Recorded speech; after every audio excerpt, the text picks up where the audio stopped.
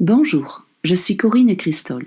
Suite à la 7e capsule concernant l'audio du livre que j'ai écrit en 2011, Rupture et réconciliation, la crise au cœur de l'évolution, je continue la première partie concernant le chaos en développant davantage le thème d'une souffrance en dormance. Dans cet extrait, je m'attarde sur mon adaptation limitante et puis sur mon envolée insouciante. D'aussi loin que je me souvienne, j'essayais régulièrement de parler à ma mère de ma problématique relationnelle avec ma sœur aînée, dans le but de percer l'abcès et d'apaiser la situation. Mais à chaque fois, je ne me sentais pas écoutée. Aussi, je m'adaptais comme je pouvais, entre rébellion et soumission, pour trouver ma place et pour soulager cette souffrance que je n'arrivais pas à exprimer. Il est vrai que la communication de nos ressentis n'était pas favorisée, et progressivement, pour ne plus déranger, je prenais sur moi dès que cela n'allait pas. Ensuite, pendant la période de préadolescence, je m'aperçois que le dysfonctionnement familial détecté s'est amplifié et installé. Ma mère était devenue autoritaire et mon père intervenait peu. Peut-être était-il surmené entre leur entreprise professionnelle qu'ils développaient et nous trois qu'ils élevaient.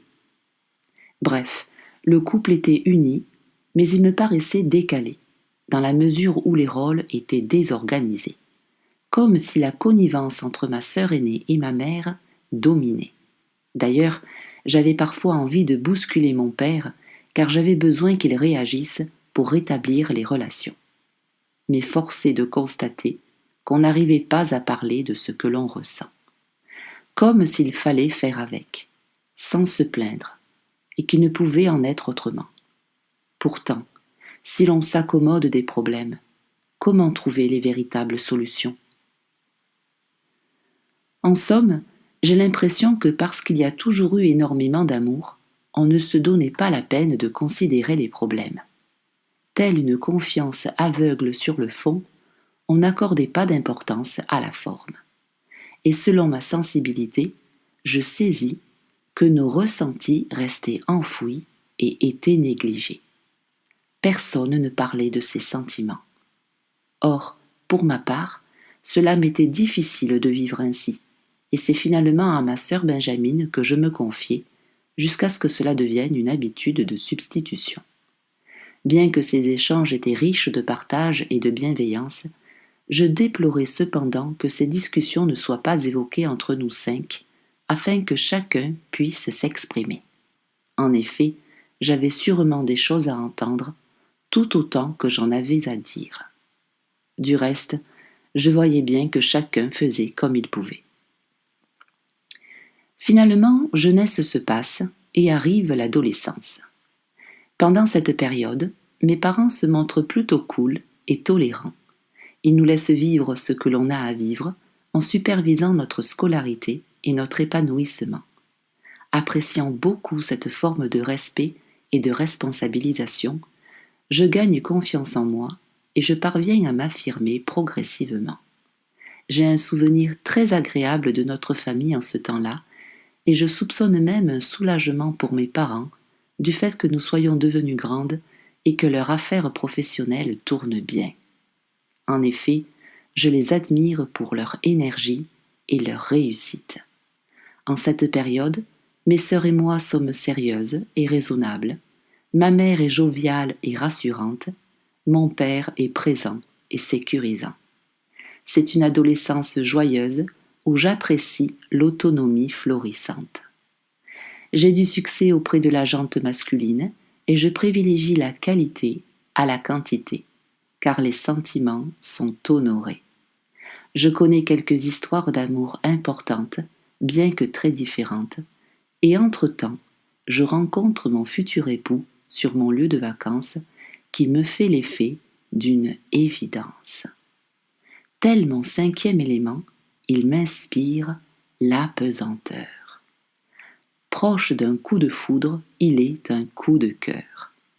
Il émane de manière modérée l'ensemble de ce qui me plaît et m'attire en particulier. En quelque sorte, il est un peu des autres et surtout de lui.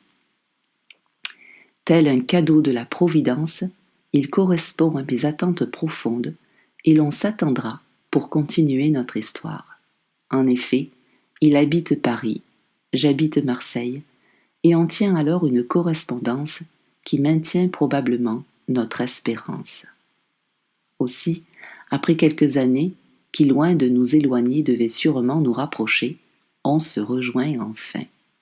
C'est la perfection du destin qui joue avec le temps. Quand on se retrouve, je n'ai aucun doute, c'est l'homme de ma vie. À l'évidence, on est fait l'un pour l'autre. Je sens que nos cœurs se sont reconnus et nous nous sommes connectés comme avec nous-mêmes. C'était sain et naturel. 2 ans plus tard, on se fiance, on emménage ensemble et on se marie. Je suis comblée. Pour moi, tout est pour le mieux dans le meilleur des mondes.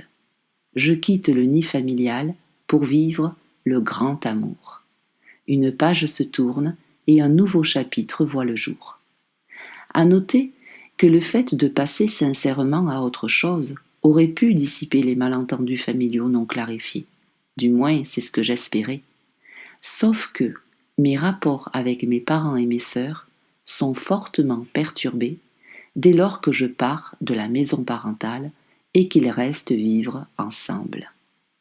Aussi, dans la prochaine capsule, nous verrons les conséquences engendrées par ce changement au sein du noyau familial originel, quand bien même nous sommes tous voués à évoluer.